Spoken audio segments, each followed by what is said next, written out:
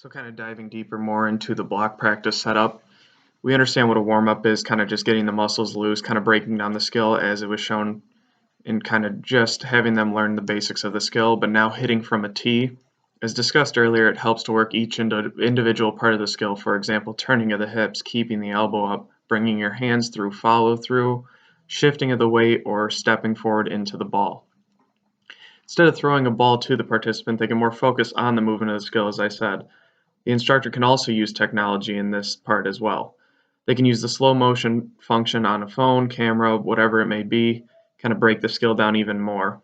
And this will help the individual and the instructor understand what errors are being made and how they can correct them. Also, you kind of want it, by explaining the individual what you did wrong, you don't want it to be all negative.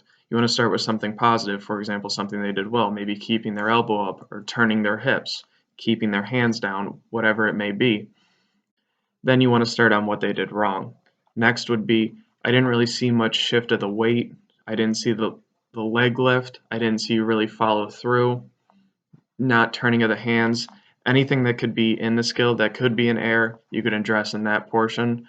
Finally, you want to end with something positive, keep them motivated, keep them encouraged.